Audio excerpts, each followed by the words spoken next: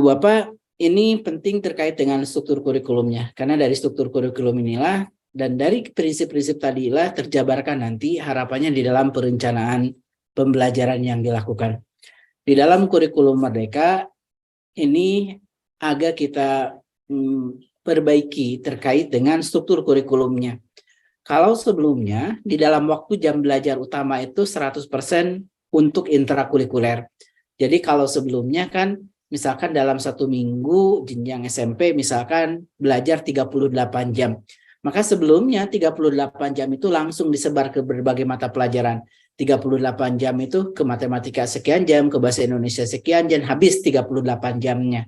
Nah, kalau dalam kurikulum Merdeka, kita tidak menambah beban belajar anak. Jadi, anak belajar dalam 1 minggu itu tetap 38 jam.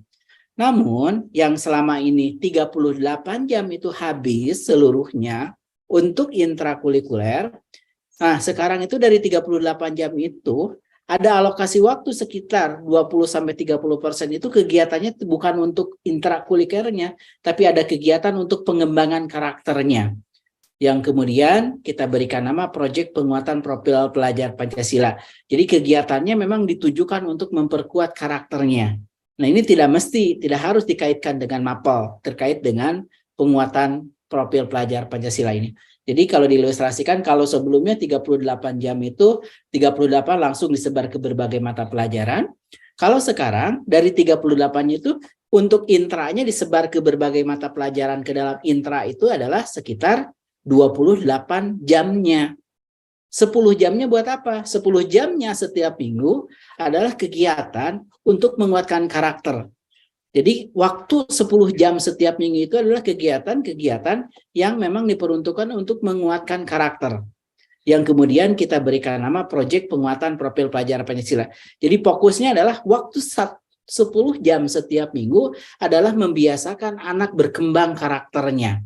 Nah, berkembang karakternya melalui suatu kegiatan. Inilah yang kemudian kita berikan nama proyek penguatan profil pelajar Pancasila. Jadi di sini memang dalam struktur kurikulumnya, kalau sebelumnya waktu 38 jam itu langsung habis untuk intrakurikuler, kalau sekarang untuk intrakurikulernya itu tinggal 28 jam.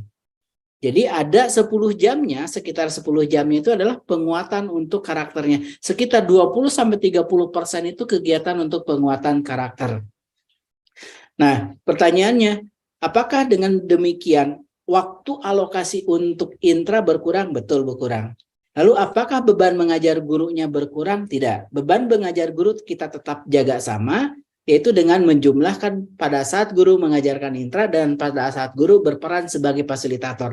Jadi kita jaga tetap beban mengajarnya, tapi waktu mengajarnya kita kurangi. Misalkan sebagai contoh, di dalam kurikulum 13, waktu guru matematika misalkan 4 jam. Maka di dalam kurikulum Merdeka, gurunya ngajar matematikanya 3 jam, lalu sebagai fasilitator 1 jam, maka beban mengajarnya itu tetap 4 jam. Jadi ngajarin mata pelajaran matematikanya betul menjadi berkurang. Jadi sebelumnya 4 jam menjadi 3 jam. Guru agama sebelumnya misalkan 3 jam, sekarang menjadi 2 jam. Guru bahasa Indonesia misalkan sebelumnya 4 jam menjadi 3 jam. Alokasi mengajarnya berkurang. Tetapi beban mengajarnya itu tetap. Jadi mengajarnya guru matematika ngajarnya 3 jam, tapi beban sejak awal di perhitungan dalam Dapodiknya 4 jam. Jadi ngajar matematikanya 3 jam, tapi beban mengajarnya 4 jam. Nah, ini Ibu Bapak, lalu 1 jamnya mana? 1 jamnya adalah berperan sebagai fasilitator. Nanti kolaborasi guru, jadi tidak dikait-kaitkan dengan mapel. Kolaborasi dalam rangka tidak harus dikait-kaitkan dengan mapel, tapi kegiatan untuk secara langsung menguatkan karakter. Nah, ini nanti ada alokasi proyek penguatan. Jadi dalam desain struktur kurikulumnya kita memang kalau sebelumnya 100% untuk intra, kalau sekarang ada waktu khusus untuk penguatan karakter. Nah, terkait dengan pembelajaran intra tadi kan alokasinya dikurangi, ini rata-rata 1 jam setiap mapel. Nah, maka concern kami pada saat kami meminta para penyusun merumuskan kompetensinya dalam bentuk capaian pembelajaran, kita minta tolong perhatikan materi-materi yang benar-benar penting, perlu dikuasai oleh para peserta didik kita. Maka kita minta kalau alokasinya kita kurangi sekitar 30%, materinya upayakan lebih dari itu. Kita harapkan bisa kurangi 30, 40, 50, 70%. Kurangi materi-materinya. Supaya tidak terlalu padat materinya. Kita kurangi dari setiap materi itu. Dari setiap mata pelajaran. Sebenarnya ini sudah kita terapkan waktu kurikulum darurat.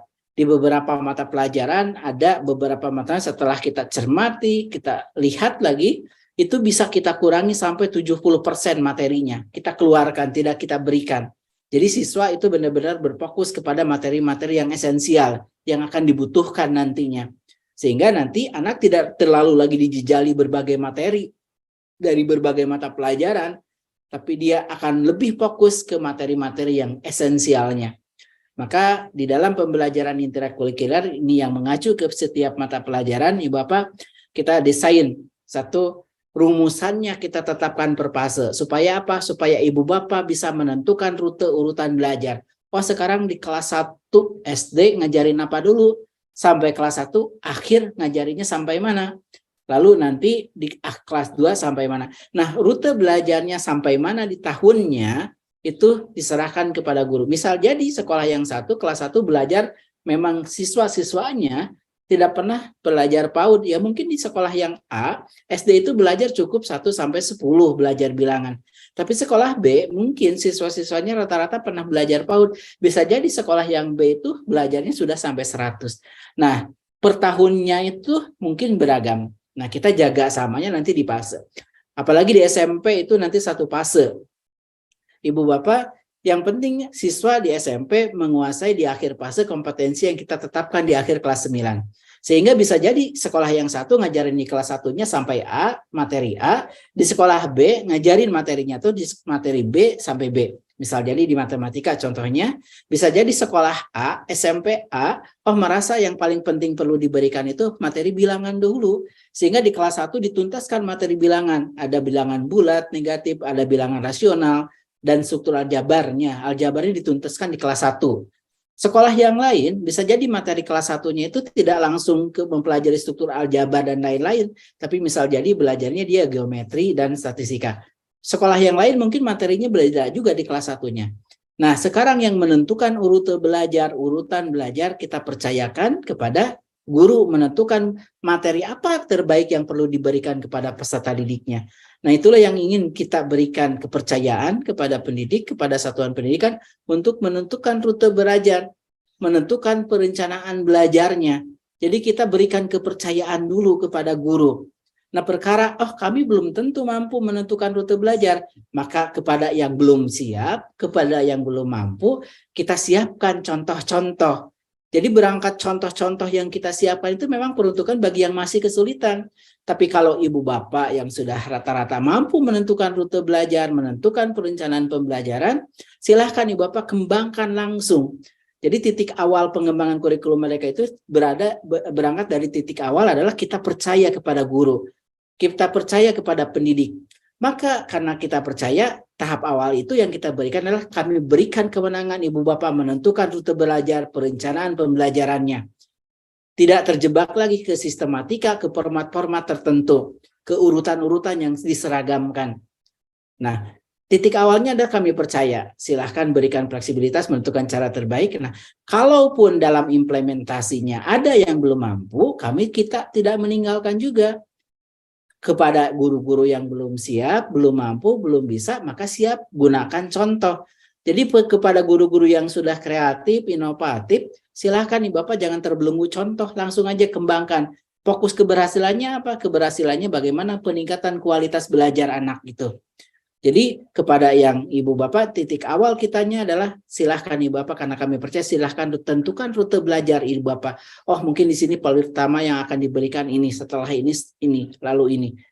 Nah, kepada yang belum bisa, kepada yang kesulitan, baru kita hadirkan contoh-contoh. Jadi kita melayani berbagai karakteristik para pendidik. Bagi yang kreatif, inovatif, kita dorong supaya kreatif, inovatifnya tumbuh. Tidak dibelenggu lagi harus mengikuti apa yang kita instruksikan, yang kita siapkan. Tapi bagi guru-guru yang kesulitan, bisa jadi silahkan gunakan contoh, tinggal pakai contoh. Kami pun tidak ingin memberatkan kalau memang belum mampu, jangan menyiksa diri, menyusahkan sendiri. Silahkan gunakan contoh. Ataupun silahkan guru modifikasi yang sudah ada. Jadi bagi yang sudah kreatif, inovatif, silahkan bikin sendiri, kembangkan sendiri. Bagi yang masih kesulitan, silahkan gunakan contoh atau silahkan modifikasi dari contoh-contoh yang ada.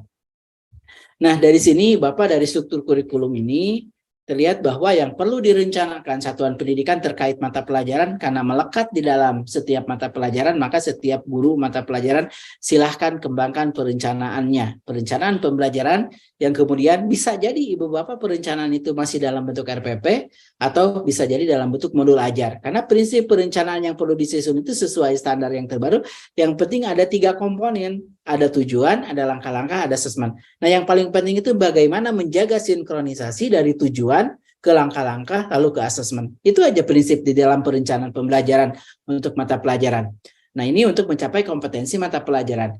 Lalu ada suatu kegiatan yang ini wajib juga dilakukan adalah pembelajaran kokurikuler dalam bentuk proyek penguatan. Perlu direncanakan. Nah, kalau perencanaan proyek penguatan ini disusunnya di level satuan pendidikan. Jadi bukan guru masing-masing, tapi di level satuan pendidikan dirancang nantinya. Dirancang perencanaannya. Kemudian kita berikan juga contoh-contohnya dalam bentuk modul proyek. Jadi ini prinsipnya sama tadi, minimal komponennya sama tadi. Ada tujuannya, ada langkah-langkahnya, dan ada asesmennya. Sehingga nanti perencanaannya kalau untuk melekat di mata pelajaran, ini perencanaannya sama seperti yang saat ini. Kalau belum mampu buat modul ajar, silahkan bikin dalam bentuk RPP dan lain-lain.